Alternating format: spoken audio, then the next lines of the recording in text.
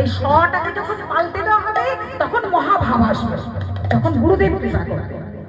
তো এই গুরুদেবের দুটো শিষ্য, একদিন গুরুদেব গ্রামে এসেছে, দুজন যাচ্ছে, যেতে যেতে রাস্তার মধ্যে গুরুদেবের একটা শিষ্যের পায়ে, যে শিষ্যটা খুব ভক্তি করে, যে শিষ্যটা সৎসঙ্গ করে, যে শিষ্যটা হরিনাম করে, যে শিষ্যটা মালা করে, যে শিষ্যটা নাম করে, সেই শিষ্যটার পায়ে একটা বড় পেরেক ঢুকে গেল। শিষ্যটা যেতে যেতে কষ্ট পেল, ঝরঝর করে রক্ত পড়ছে।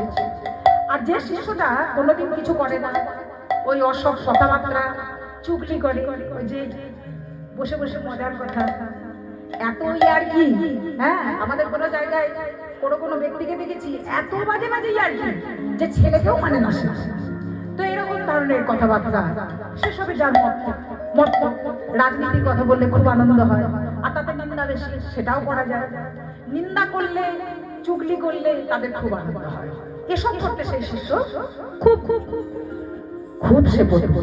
তো সেই শিষ্যটি যাচ্ছে সেই রাস্তা দিয়ে, যে শিষ্যটা নাম করে সেই ভক্ত শিষ্যের সঙ্গে সঙ্গেই যেতে যেতে হঠাৎ করে দু পা এগোতেই একটা সোনার ঘটিতে কয়েকটা সোনার মোহর শেষ হয়ে গেল।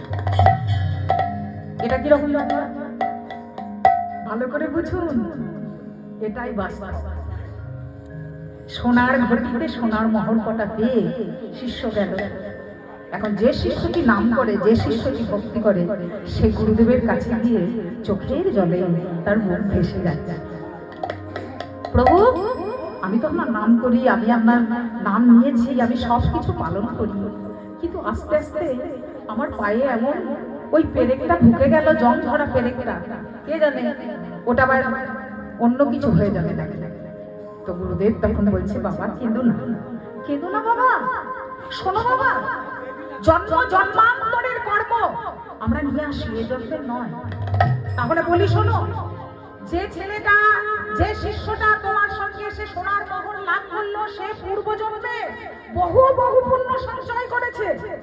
এই জন্মে তার রাজা হওয়ার কথা, সে রাজা হবে এটাই সিদ্ধান্ত ছিল, কিন্তু সে এত পাপ করেছে, এত অন্যায় করছে, এত অপরাধ করছে, তার জন্য সেই রাজার হয়ে যাওয়া, রাজা না হয়ে সে সামান্য একটা ঘটির মোহর পেয়ে ওখানেই তার পুণ্য শেষ হয়ে গেল।